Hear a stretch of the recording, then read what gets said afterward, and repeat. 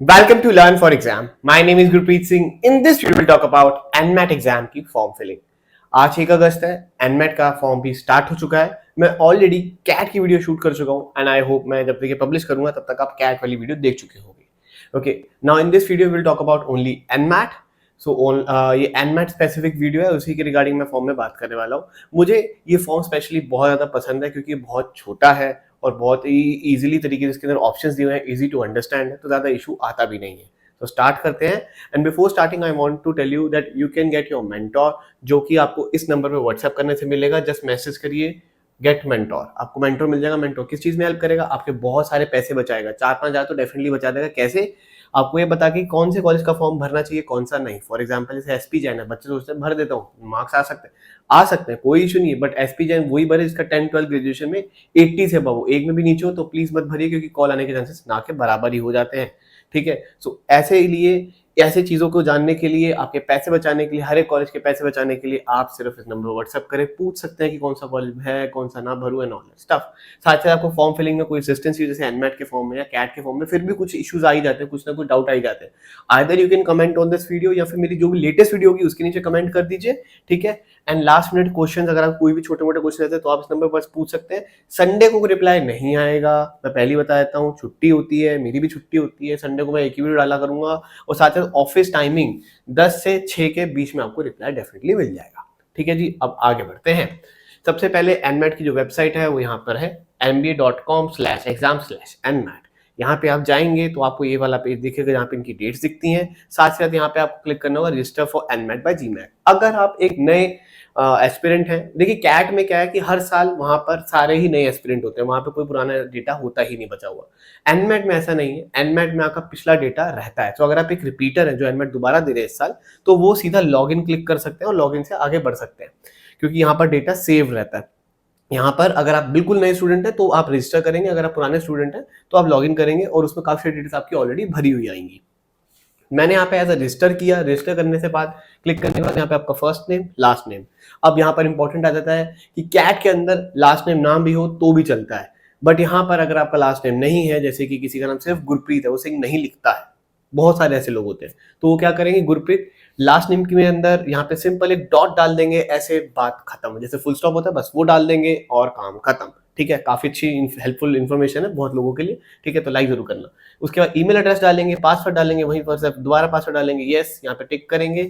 After that information देने के बाद यहाँ पे फिर आई एम नॉट रोबोट वो कैप्चा चेकिंग होगा, फिर ये क्रिएट अकाउंट हो जाएगा. वंस यू डू दैट, उसके बाद आपको अपना मोबाइल नंबर डालना होगा, फिर यहाँ पे अपना वो कंट्री डालनी होगी. कंट्री बहुत बार डालनी पड़ती है, ये एक फीडबैक है मेरा एनमैट के लिए एंड मेरे जीपैक कंपनी के लिए कि आप मेक श्योर करें कि एक बार मैंने जब इंडिया सेलेक्ट कर लिया तो आगे पूरे उसमें सारे फॉर्म में इंडिया इंडिया इंडिया बार बार इंडिया इंडिया डालना पड़ता है, विच इज थोड़ा सा परेशानी देता है. ठीक है, नाउ मोबाइल नंबर आप डालेंगे, इंडिया डालेंगे. अच्छा, मोबाइल नंबर या ईमेल आईडी वो वहीं पे बता देगा कि ये ऑलरेडी एग्जिस्ट करता है कि नहीं. अगर बता रहा होगा तो आप फिर सीधे जाके लॉग इन करिएगा. ठीक है, कई बच्चे भूल भी जाते हैं कि मैंने पिछली बार एनमैट दिया था नहीं दिया था, होता है कुछ बच्चों के साथ. ठीक है, तो यहाँ पे इशू भी दिखा देगा और यहाँ पे ये टिक करेंगे, फिर सबमिट कर देंगे. वंस यू सबमिट, उसके बाद आपको एक वेरिफिकेशन की ईमेल जाएगी जो आपने ईमेल आईडी दी होगी. जैसे आप वो ईमेल खोलेंगे, यहाँ पर आएगा क्लिक हियर, यहाँ पे आप क्लिक करेंगे. क्लिक करने के बाद ये फिर से आपका एक ये वाला पेज खोल देगा. ठीक है, एनमैट वाला, जहाँ पे ऑटोमेटिक लॉग इन हो जाएगा और यहाँ पे आप एनमैट बाय जीमैट डैशबोर्ड पे क्लिक करेंगे. डैशबोर्ड पे क्लिक करते ही यहाँ पे रजिस्टर नाउ पे क्लिक कर दीजिएगा. रजिस्टर नाउ पे क्लिक करने के बाद या फिर प्रोफाइल पे क्लिक कर दीजिएगा, जो भी आपको दिख रहा हो वहां पर. ठीक है, वो क्लिक करने के बाद आपका ये प्रोफाइल खुल के आ जाएगा. खुलने के आने के बाद आपको यहाँ पे अपना टाइटल सेलेक्ट करना है, मिस्टर मिसेस जो भी है वो. उसके बाद आपके नाम तो ऑटोमेटिक यहाँ पर आ ही जाता है. जेंडर सेलेक्ट करेंगे, डेट ऑफ बर्थ सेलेक्ट करेंगे, आपकी एज अभी तक 1 जुलाई तक क्या होगी ऑटोमेटिक यहाँ पे आ जाएगी. आपकी कैटेगरी यहाँ पे एनमेट एग्जाम में या एमआईएमएस में या किसी भी प्राइवेट कॉलेज में ज्यादातर कोटा नहीं है. अगर आप चाहते हो कि है ही मेरे पास, भरना चाहते हो तो भर सकते हो, वरना जल भर के भी आके निकल सकते हो. यहाँ पे कैटेगरीज आती हैं. उसके बाद नेशनैलिटी आपकी आ जाती है इंडियन. उसके बाद क्या आप स्पीक नेटिव लैंग्वेज करते हैं, मुझे नहीं पता इसका क्या यूज है, क्यों डाला है, इसको फॉर्म में हटा सकते हैं, बट स्टिल चलो डाला है तो आप डाल दीजिए. ठीक है, आप अपनी यहाँ पे फोटो डालेंगे. फोटो डालना इसमें सबसे आसान है क्योंकि 1 MB तक की इसमें लिमिट है.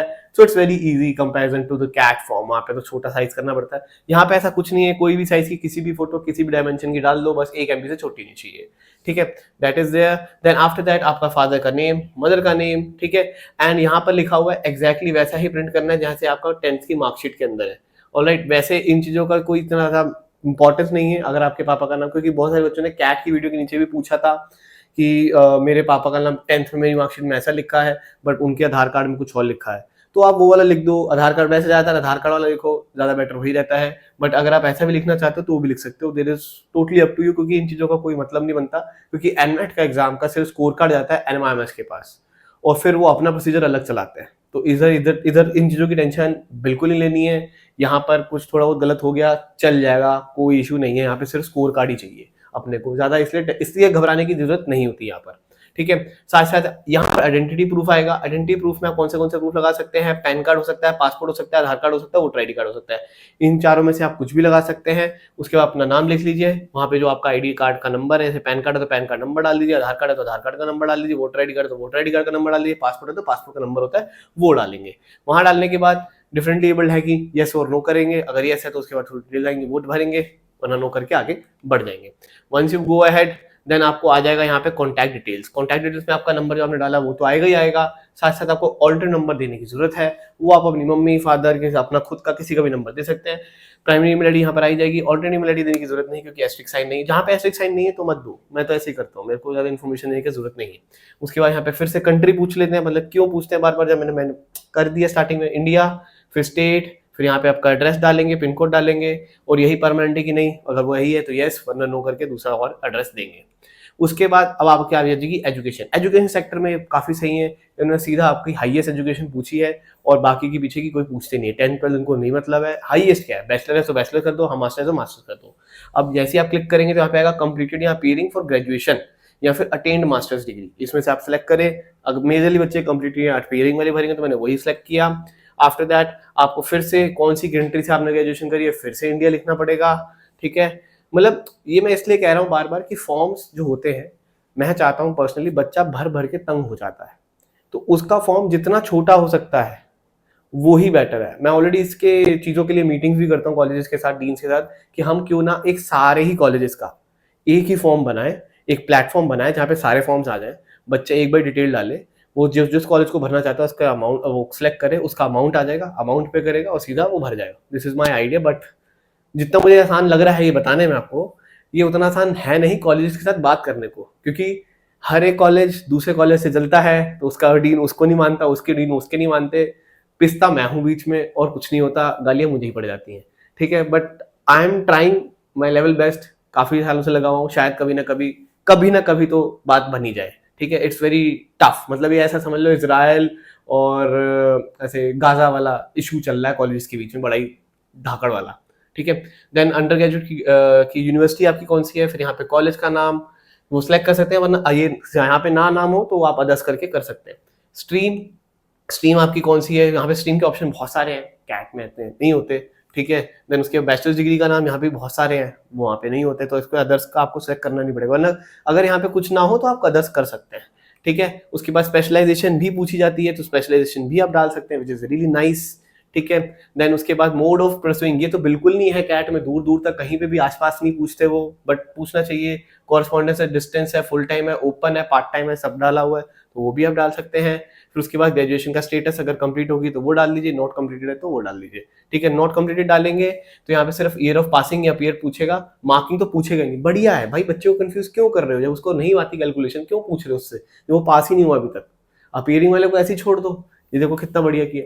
कैट में पूछते हैं, अच्छा कंप्लीटेड करोगे तो पासिंग ईयर डाल के, फिर आपको परसेंटेज में डालना है कि सीजीपीए में डालना है, अपना स्कोर जो मिला है वही डाल लो। सीजीपीए वो भी कितने में से है, आउट ऑफ 10 है, 9 है, 8 है, 7 है, 4 है, वो भी दिया हुआ option, which is very nice thing, ठीक है। तो आप वो कैलकुलेट करके यहाँ पे डाल दीजिए। ऑलराइट, देन आफ्टर दैट अब आ जाते हैं आपके वर्कएक्स के ऊपर। वर्कएक्स के अंदर आप जैसे सिलेक्ट करेंगे आपको 3 ऑप्शन आएंगे, क्या आप एम्प्लॉय का वर्कएक्स डाल रहे हैं, एंटरप्रेन्योर का डाल रहे हैं, सेल्फ एम्प्लॉयड का डाल रहे हैं, ठीक है। वो आप वर्कएक्स डालेंगे। उसके बाद सेक्टर आपसे पूछेगा पब्लिक है, प्राइवेट है, नॉट फॉर प्रॉफिट है। देखिए वर्कएक्स कितना अच्छा ब्यूटीफुल ये डिजाइन, ये कैट वालों को थोड़ा सा तो इंस्पायरेशन लेना चाहिए, इंस्पिरेशन थोड़ी सी तो लो, ठीक है।